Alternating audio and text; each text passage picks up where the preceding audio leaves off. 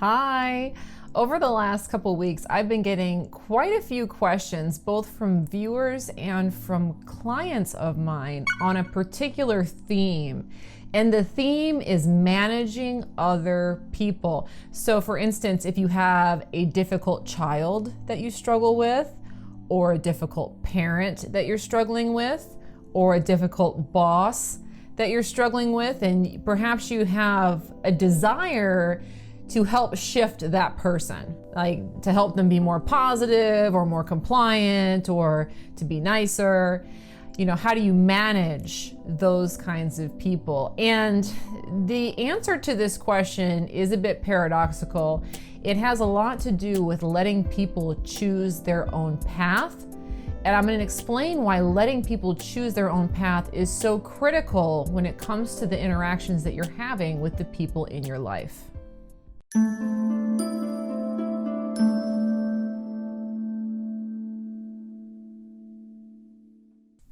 All right, now I think it's natural that if you understand the power of positive thinking, if you understand the law of attraction, that you would want to share that information. And not only that, but you would want to help the people around you be more positively minded, not just for your own experience, but also for theirs.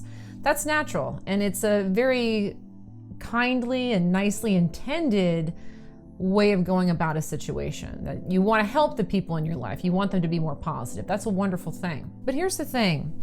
If we are dealing with somebody in our reality that is giving us a hard time, or that is very negative, or that is very non-compliant, or that is very confrontational, even though it's well-intended, making it our goal to change that person only creates more problems for us. And the reason why is that in looking at a person and saying to them in your own mind, I need you to be more positive, I need you to be better, I need you to be better behaved, what we're doing is we're focusing our emphasis squarely on the thing about that person we don't like.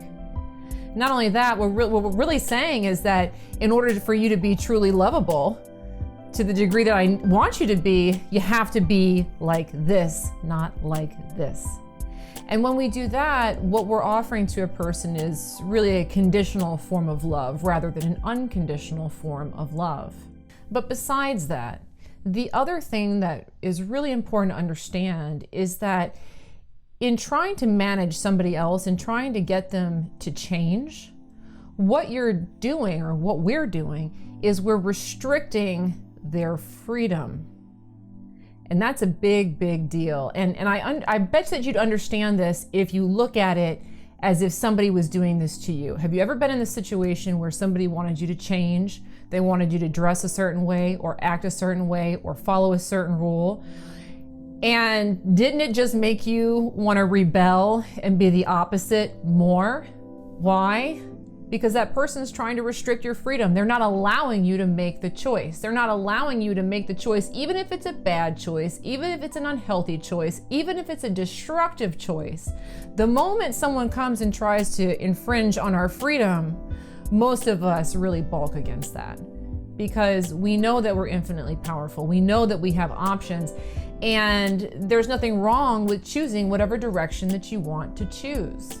Now, the other thing to understand about this that's really, really important is that chances are you want freedom. You want the freedom to choose your life to be however you want it to be. And if you really want that freedom to do whatever you want to do and to have the freedom to make those choices, one of the best ways that you can do that for yourself is by offering that to other people, allowing people to be who they are and what they choose to be. Because a lot of times when we're pushing these restrictions on people, you need to be positive, you need to behave, really that's just a limitation that we put on ourselves. Like, I believe I have to be positive all the time. I'm not allowed to be negative, so I'm going to put that on you. I believe I have to be well behaved all the time. I'm not allowed to misbehave, so I'm going to put that on you. So if we're having that desire to shift somebody, it really kind of comes back to here. That you're allowed to make choices. You're allowed to make negative choices. You're allowed to make any kind of choice that you want. So to sum this all up, what I really want to impart with you today is that if there's somebody in your life that you're struggling with in some capacity and that you'd like for them to change, please understand that you're going to see the biggest expansion from that situation by simply allowing that person to do whatever it is they want to do. Let your mom be negative. Let your son put on the socks you don't like.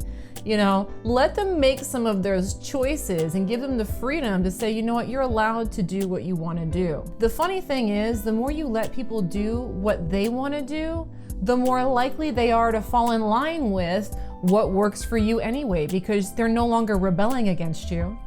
And an even more profound impact is the more that you let other people be who they want to be or be however they want to express themselves, the more you're giving yourself permission to do the same.